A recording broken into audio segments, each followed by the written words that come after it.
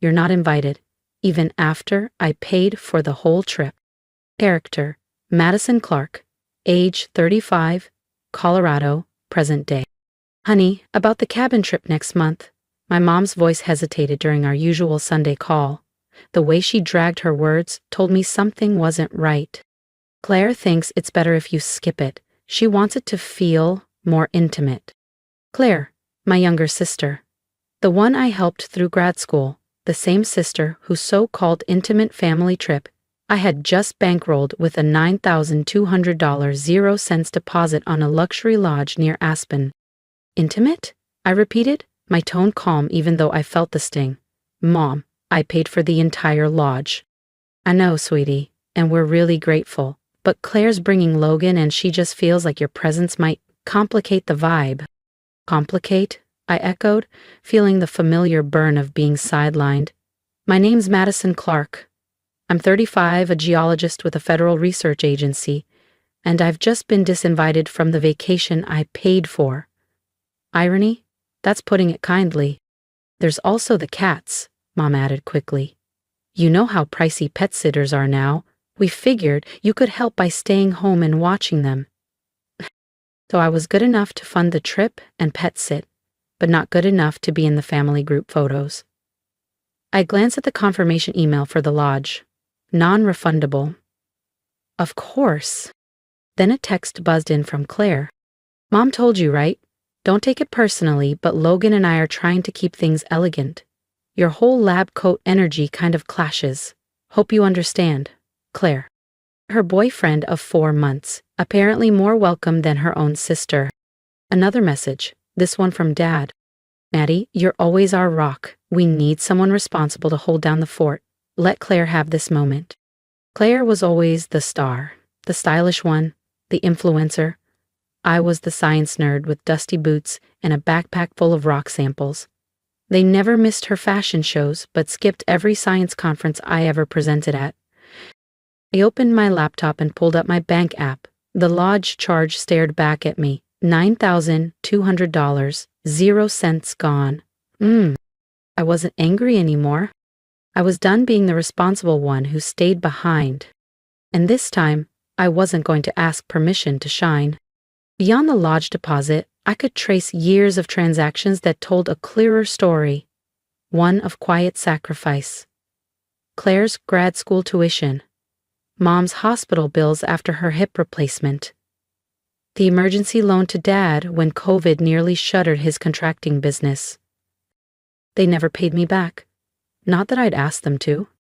Family helps family, they always said, especially when they were the ones needing help. Another ping. Group chat from Claire. A stream of photos, champagne glasses beside clawfoot tubs, fireplace views, spa packages. Can't wait, Logan's going to love it. Mom and Dad get the master, obviously. Tom and Sarah snag the lake view. Logan and I called the Sunset Suite. Sarah? My cousin? The same Sarah who still hadn't repaid the $3,000, 0 cents I lent her for her Bali wedding last spring? Apparently she made the guest list. I did not. I glanced around my home office. Awards lined the walls. National Science Innovation Medal. Distinguished Field Research Honor. Rocky Mountain Preservation Leadership Award. None of them mattered as much as Claire's latest collab with a skincare brand, or her curated reels of brunches and filtered sunsets. I hovered over my keyboard, tempted to remind them who made this trip possible, but instead I typed, "No problem. Enjoy." Claire replied instantly, "You're the best. Oh, and can you water Mom's plants while we're away?" Of course, why not add house sitting to the list? I closed the laptop and walked to the window, the Denver skyline glowing under twilight. 10 years of being the fallback, the one who came through, the one who never asked for anything in return. This trip was supposed to be a turning point. I'd researched the best hiking trails, even coordinated with a local reforestation group to give my family a tour. The lodge had a west-facing bluff perfect for photos at dusk. I thought, maybe this time, they'd see me. But Claire rewrote the script, and once again, everyone played their part. One final buzz. "Mom, again. We'll bring you back a souvenir." And don't forget, Rocky needs his arthritis meds twice a day. You're such a blessing, Maddie, always so helpful. A blessing. More like a convenient backup plan. The dependable daughter, the invisible one with the checkbook. I walked over to the bookshelf and unlocked the small filing cabinet tucked beneath it. From the bottom drawer, I pulled out a folder labeled Property and Contracts. Inside was something no one in my family knew about. Something that would make their little mountain retreat less cozy. Maybe it was time they learned what happens when you take your blessing for granted. In the days leading up to the trip, I watched their enthusiasm spill across the group chat. Claire posted daily outfit flatlays for her Mountain Glam lookbook. Sarah uploaded screenshots of the spa services she booked, using the lodge credit I provided. Mom tagged Logan in Pinterest pins of rustic kitchen table settings, gushing about the intimate dinners she was planning. No one seemed to think it was odd that the person footing the bill wasn't invited.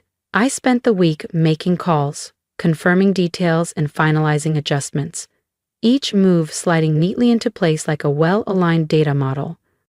The lodge manager had been especially helpful after reviewing the documents proving I was the sole payee.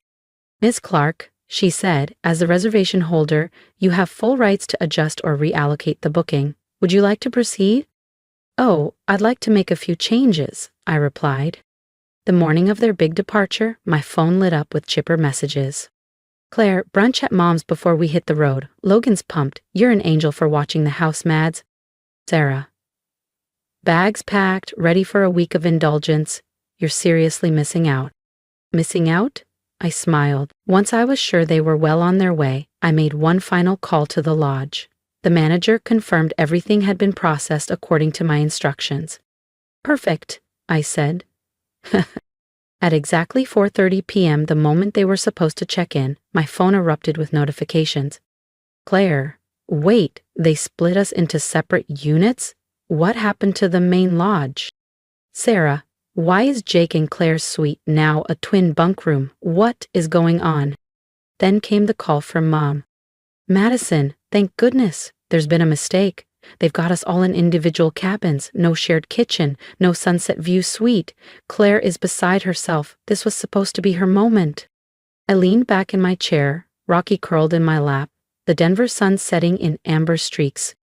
"Oh no," I said, voice calm. "Did you ask the manager?" "I'm sure they can explain. After all, only the reservation holder can make changes." And that, of course, was me.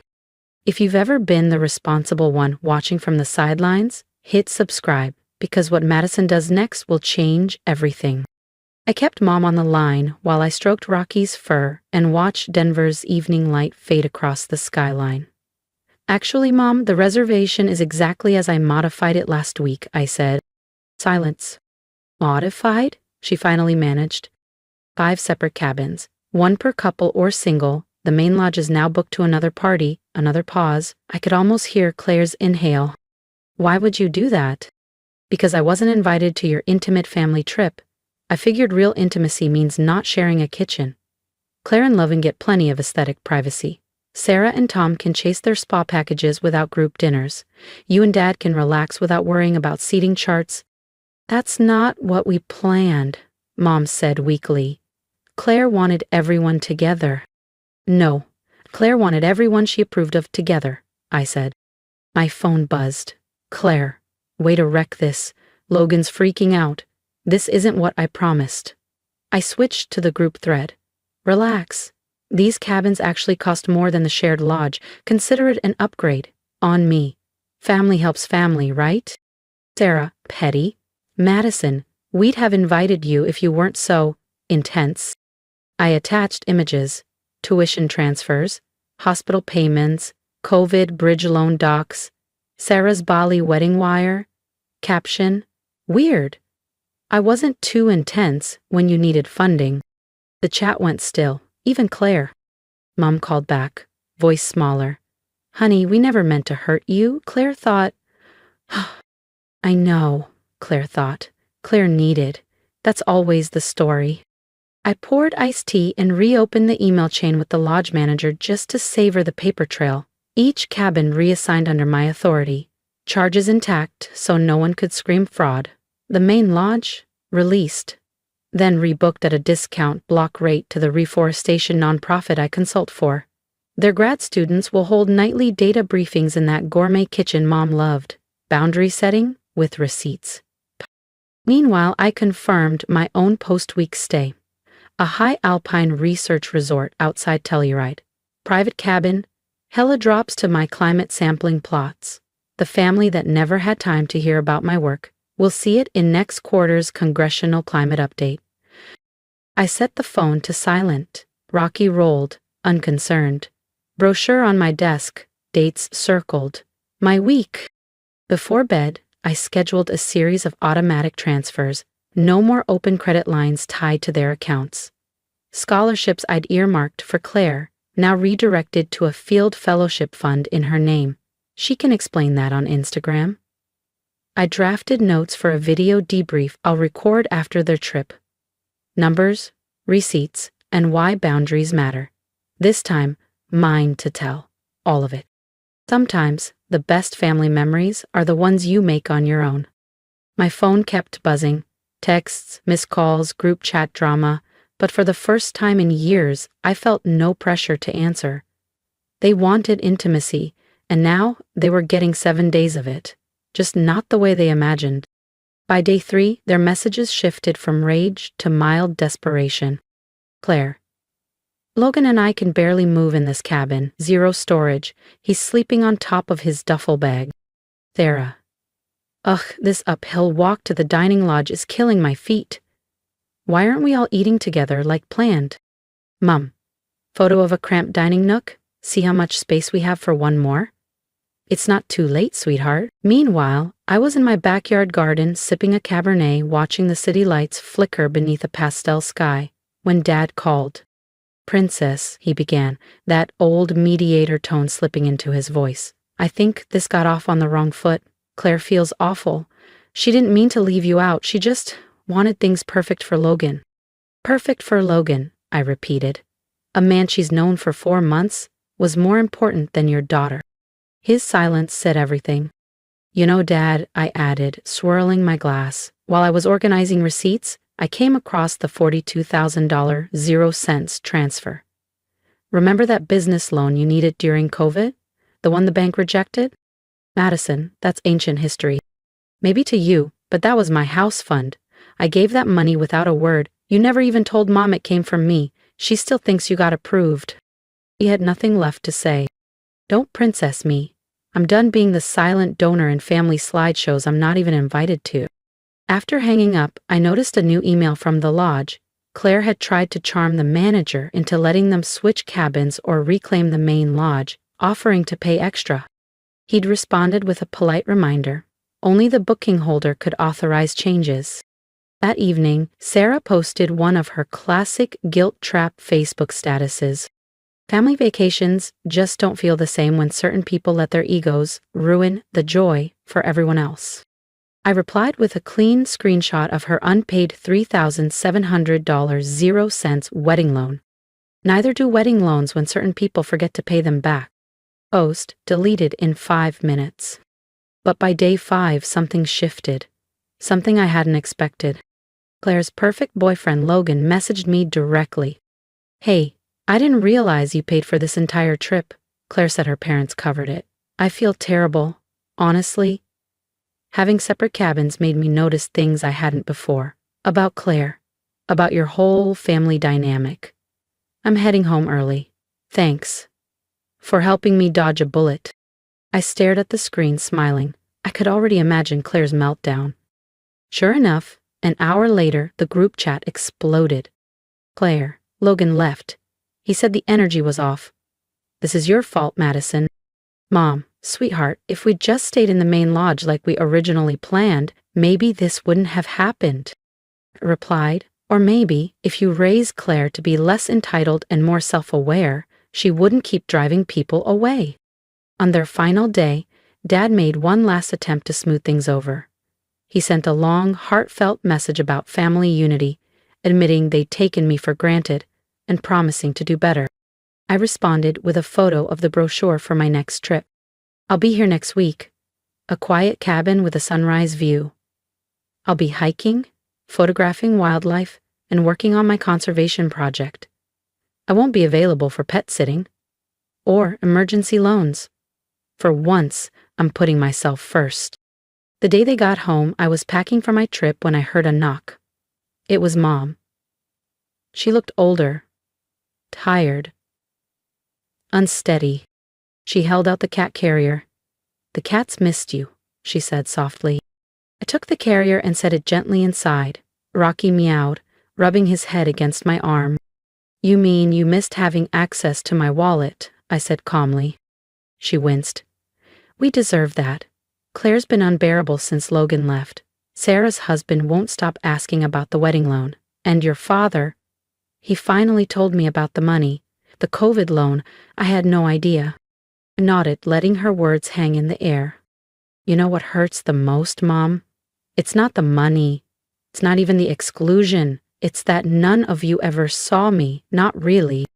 She looked up, tears brimming. "What do you mean?" "My work, my values, the things I've accomplished. You were so busy praising Claire's sponsored posts that you forgot your other daughter was protecting the forests your grandkids will grow up in." She bit her lip. "Can we fix this?" "Maybe, but it doesn't start with a family brunch or a last-minute invite. It starts with respect. With seeing me as your daughter, not just your safety net." She nodded quietly. "Your father showed me the brochure. The conservation project. It sounds amazing. I'd like to understand more about it." It wasn't everything, but it was something. The next week, I arrived at my own cabin, a tranquil place nestled near a pine forest outside Telluride. I snapped a photo of the sunrise and posted it with a caption about biodiversity and climate preservation. Claire unfollowed me within the hour. Sarah made a passive-aggressive comment about solo trips being a little too performative. But Mom liked the photo, and she commented, "Beautiful view, honey. Tell me more about the forest work you're doing out there." And just like that, a seed planted. Sometimes the best family moments aren't posed around fancy dinners or perfectly staged vacations. Sometimes they bloom after you've shaken the foundation of everyone else's perfect plan. I watched as the sun washed the peaks in gold and felt Rocky curl against me, content. For the first time in years, I wasn't waiting to be included. I was simply living fully and freely. And sometimes standing up for yourself means walking away from the role others cast you in, even when that role comes dressed as family. If you've ever felt like the background character in your own family, I hope my story resonates with you. Drop a comment, tell me how you found your voice. Did you ever have to draw a line or walk away just to protect your peace? I'd love to hear your story. And if you believe we all deserve to be seen for more than what we give, hit subscribe. Let's build a space where self-worth isn't optional and boundaries are celebrated. Life's too short to shrink for others. Sometimes choosing yourself is the most powerful act of love there is.